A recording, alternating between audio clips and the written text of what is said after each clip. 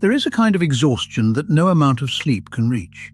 You wake, and it is already there, a weight you carry in silence behind a face still smiles. It is the feeling of running underwater and show up, you do what the day requires. Something in you is tired in a place that rest cannot find. If you are living in that weary season right now, hear this, and let it settle deep. It is not endless. The same hand that set the boundaries for the oceans, that told the tides how far they were allowed to come, has also set a finish line for your struggle. God does not ambush his children. He does not let the night fall without first leaving light along the path. He leaves signs, quiet ones, and if you recognize even a few of them, they are not coincidence. They are the fingerprints of a God who is leading you step by step through the wilderness toward the other side.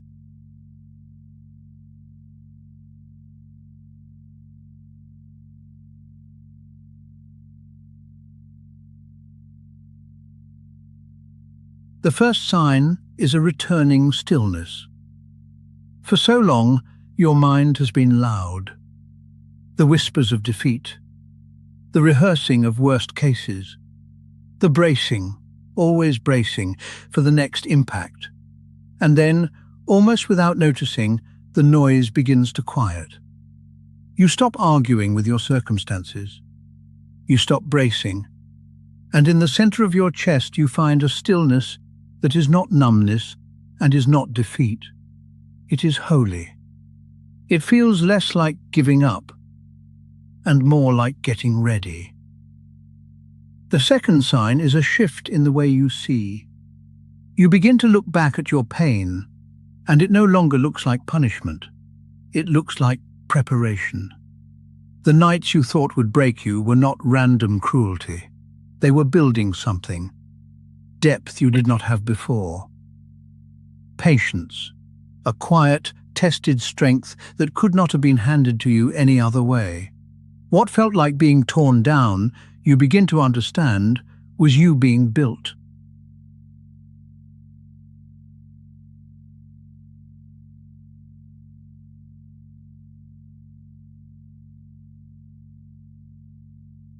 The third sign is the pruning of your relationships.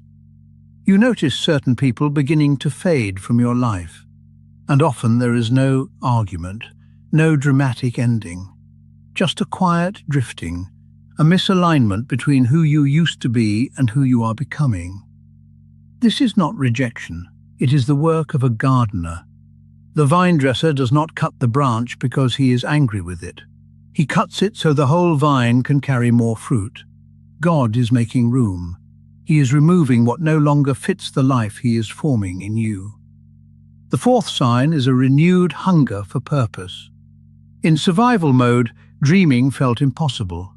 You did not have the strength to imagine a future, only to endure the day. But now, faintly, a spark is returning. You catch yourself imagining again. A direction, fragile and quiet, but real. It is a sign that you are not being buried. You are being reignited.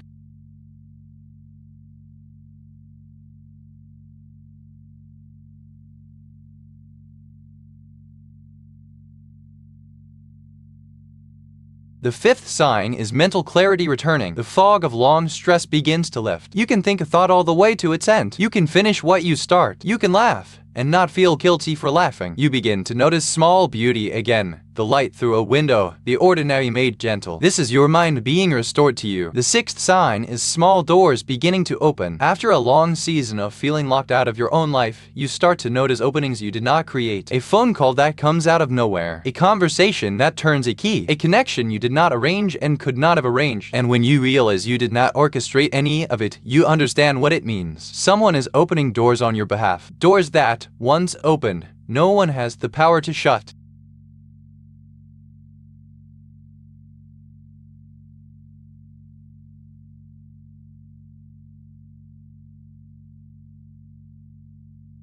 And the seventh sign, the deepest of them all, is a quiet readiness. You arrive at a place of steadiness you cannot fully explain, an unshakable, internal knowing that you are ready for whatever comes next. You have moved from merely believing in God to actually trusting him. And there is a difference.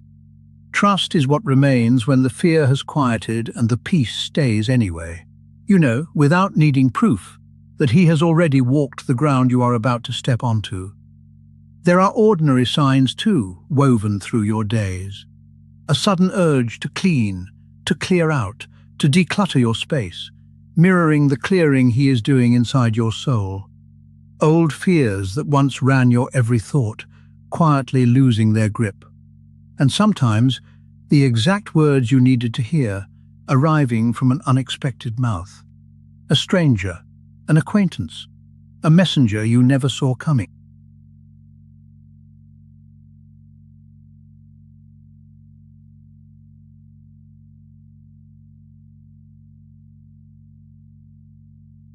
So hear this, finally, and carry it with you. You have walked through the fire, and you are still standing. That is not luck. That is faithfulness, his faithfulness, holding you when you did not feel held. Every sleepless night served a purpose. Every prayer that seemed to dissolve into silence was heard. Every moment of doubt, every day you kept going without knowing why, all of it was preparation, and the preparation is now complete. The breakthrough you have been waiting for is not a distant reward for surviving. It is the natural outpouring of a God who has been working in you the entire time, in the dark, beneath the surface, where no one could see, and he never begins a work he does not intend to finish. So lift your head, straighten your shoulders. The waiting has done its work in you. Pause. Your season of exhaustion has come to an end.